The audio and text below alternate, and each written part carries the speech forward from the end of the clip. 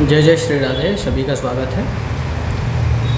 देखिए, श्रीमद् भगवत गीता आप सभी लोग पढ़ते हैं, सभी लोग जानते हैं कि कैसे उसका पाठ करते हैं। कुछ बच्चे हमारे बहुत अच्छा पाठ करते हैं और सभी को अच्छी बात है, सभी को खूब बधाई, अच्छी बात है। पाठ करते हैं, याद भी करते हैं। तो उन्हीं बच्चों के लिए कुछ हम एक ऐसी वीडियो लेके आए हैं जिससे उनको पाठ करने में और आसानी हो और वो कुछ चीज़ों को समझ सकें। ऐसा ना हो कि वो बंध के रह जाएं वहीं तक, जितना उनको बताया जा रहा है उससे थोड़ा सा ऊपर उठाएं। ये वीडियो उन बच्चों के लिए है जिन्होंने याद कर ली है भगवत गीता, और जो थोड़ा सा अभ्यास जिनको ज़्यादा हो चुका है तो वो अपने उच्चारण को और अच्छा कैसे बना सकते हैं और सही उच्चारण कैसे बना सकते हैं। क्योंकि देखिए, संस्कृत ऐसी भाषा है कि जैसे लिखा है वैसे भी पाठ करना चाहिए, और उसके बाद में जैसे विसर्ग इत्यादि जहाँ पर आता है तो वहाँ विशेष रूप से उनको दिक्कतें हो जाती हैं। तो आज उस विसर्ग संधि पर हम विशेष ध्यान देंगे और विशेष रूप से ही उस पर चर्चा करेंगे कि जहाँ विसर्ग होगा तो वहाँ पर हमें कैसे उच्चारण करना है। इसका विशेष हम आज की वीडियो पर हमारा ध्यान केंद्रित रहेगा। तो चलिए, विसर्ग संधि पर आज बात करते हैं कि जहाँ पर जब विसर्ग आता है ना, जब विसर्ग आएगा तो विसर्ग संधि कहते किसको हैं? विसर्ग के साथ स्वर वर्णों या हल वर्णों की संधि को विसर्ग संधि कहते हैं। अब भाई, किसी भी शब्द के पीछे विसर्ग रहता है। अब जब विसर्ग किसी के पीछे रहता है तो उसके आगे भी कोई शब्द रहता है, उसके बाद में भी कोई शब्द रहेगा, परे, उससे परे, संस्कृत भाषा में बोलते हैं उससे परे।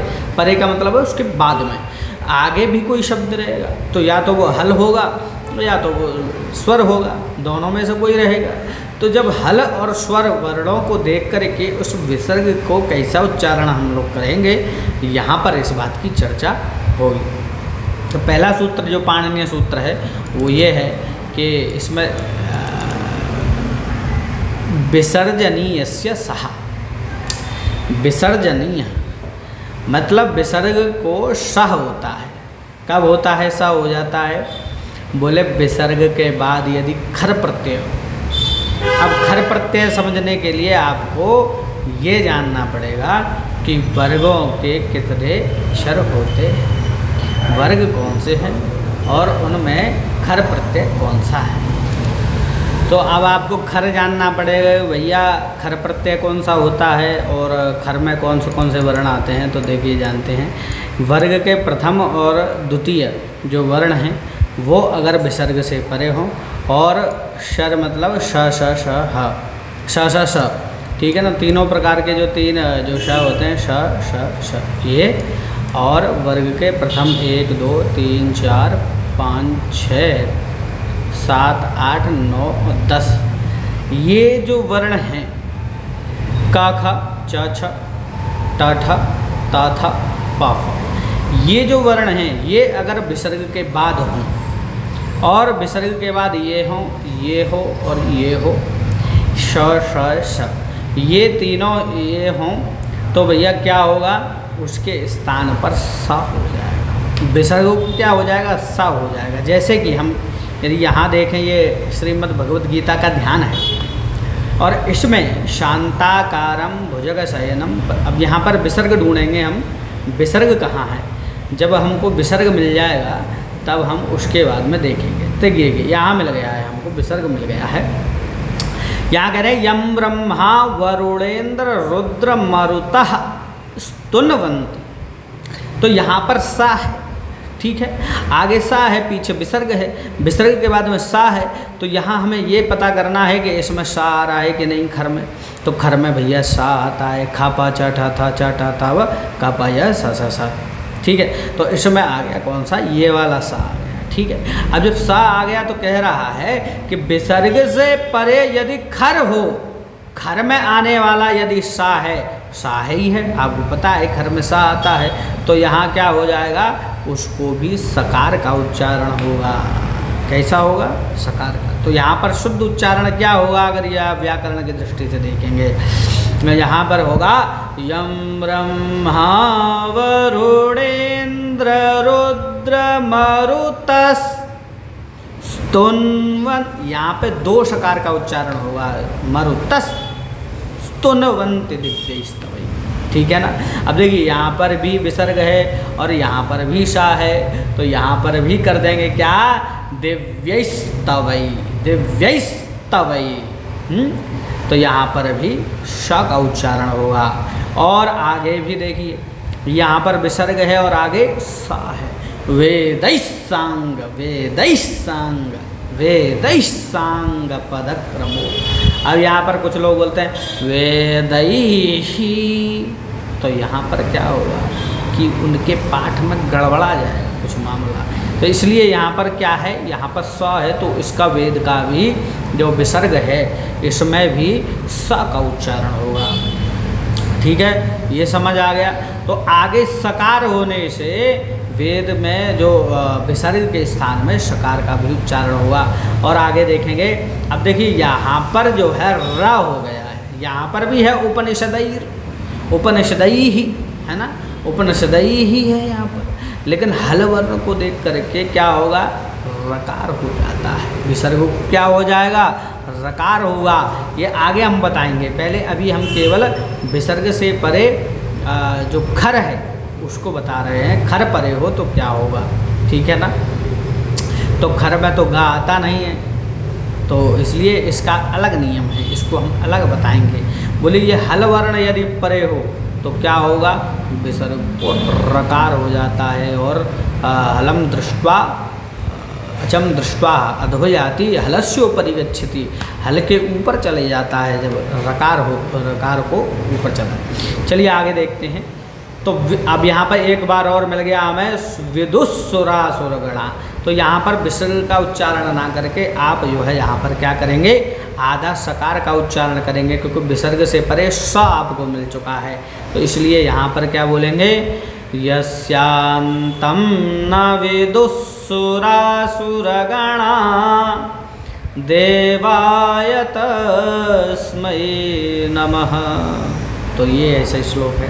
आइए दोबारा इसका उच्चारण करते हैं। आप सब लोग भी देखिए, जहाँ जहाँ विसर्ग के बाद सकार आया है वहाँ वहाँ आपको सकार का ही विसर्ग का उच्चारण करना है। तो कैसे करेंगे, आइए चलिए करते हैं।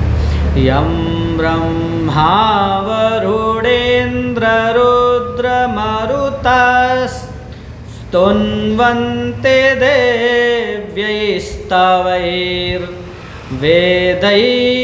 सांगपदक्रमोपनिषदैर्गायन्ति यं सामगाः ध्यानावस्थिततद्गतेन मनसा पश्यन्ति यं योगिनो यस्यांतं न विदुःसुरासुरगणा देवाय तस्मै नमः।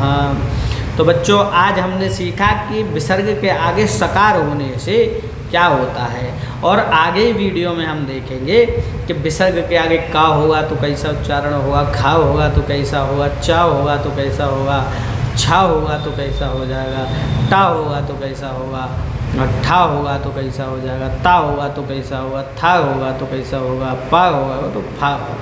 और विशेष रूप से आप ये ध्यान देना, अगर आप संस्कृत के विद्यार्थी हैं, संस्कृत का कोई भी ग्रंथ पढ़ते हो तो आपको इनका ज्ञान अवश्य होना चाहिए। आपको कम से कम इस वर्णमाला को, जो पूरी जो वर्णमाला है, इसका ज्ञान होना चाहिए, क्योंकि इसके ज्ञान के बिना आपका जो पाठ है वो अशुद्ध होने के पूरे चांस हो सकते हैं, क्योंकि आपको पता ही नहीं पड़ेगा कौन से वर्ग का कौन सा वर्ण है, तो कहाँ कैसा उच्चारण हमको करना चाहिए। जो रटा दिया जाएगा आप उसी को बोलोगे, और फिर कालांतर में वो पाठ आपका अशुद्ध होता चला जाएगा, क्योंकि आपको जानकारी ही नहीं है कि यहाँ क्या क्या हो सकता है। यदि आप फंस जाएंगे, जैसे एक जगह पर कोई हमको पूछ रहे थे कि अनुस्वार के बाद में वहाँ कौन सा था, क वर्ग था। तो क वर्ग जब होता है, कू चू टू तू पू, ये 5 वर्ग हैं, तो वहाँ कोई पूछ रहे हैं कि यहाँ पर क्या हो जाएगा अनुस्वार को, क्या यहाँ पे घाव हो जाएगा अनुस्वार को, या फिर इसका अनुस्वार ही उच्चारण होगा। तो वहाँ पर बहुत लोगों को शंका थी, क्यों? क्योंकि उन्होंने पढ़ा ही नहीं। अगर उनको पढ़ा होता तो उनको मालूम होता कि अनुस्वार भी उच्चारण कर सकते हैं, तो वहाँ पर अनुस्वार का घकार भी उच्चारण हो जाएगा। क्यों? क्योंकि वहाँ विकल्प से होता है। तो वहाँ भी उसको भी हम समझाएंगे, उसको भी क्लियर करेंगे। तो आज का वीडियो हम यहीं तक रखते हैं, क्योंकि वीडियो बहुत लंबा हो जाएगा, आप लोगों को समझ में भी आना चाहिए। तो आप इतना बेसिक समझिए कि विसर्ग के बाद यदि सकार का आ रहा है तो उसका भी उच्चारण सकार ऐसा ही हो जाएगा। अब यदि ये वाला सकार है, मान लो ये वाला सकार नहीं है, ये वाला सकार है, तो इसका भी उच्चारण वैसे ही सकार हो जाएगा। जो वाला सकार है वो वैसा ही सा हो जाएगा, ठीक है ना? तो इस चीज़ को ध्यान रखें। और आगे हम चर्चा करेंगे का खा च छ टा ठा टा था पा फा वा पर कि यहाँ पर क्या हो सकता है, क्योंकि और भी बदलाव होते हैं। जैसे कि इसमें हम देखें, यहाँ पर दिखाता हूँ, जैसे ये है। अब ये तो हमने समझ लिया कि जैसे शिवस तथा, शिवः तथा है तो ता है, यहाँ पर क्या है? ता परे है। ता परे है तो क्या हो जाएगा? सीधी सी बात है, प्रथम वर्ण है वर्ग का ता, तो इसके बाद में यदि विसर्ग के बाद में ता है तो उसको भी सा हो जाएगा। तो शिवस तथा, इसको शिवा तथा बोल दियो, या लेकिन शिवस तथा बोलोगे तो ये ज़्यादा सही है। छिन्नस तरुः, तो यहाँ पर छिन्नः तरु है, छिन्नस तरुः है ना। पयः तत्, पयस तत्, यहाँ यह स्मरण रखना चाहिए कि, और इसके बाद में और आगे थोड़ा सा व्याख्या है, उसको समझने में आपको कठिनाई होगी। तो अभी का वीडियो इतना ही रखते हैं। इतना समझिए कि उस विसर्ग के बाद में सा हो तो सा ही उच्चारण आपको विसर्ग का करना है, इतना ये दिमाग में फिट कर लीजिए। जहाँ जहाँ से आए वहाँ कर लीजिए, वहाँ पर आप ऐसा ध्यान रखिए, डायरी में नोट कर लीजिए कि यहाँ हमें कैसे उच्चारण करना है।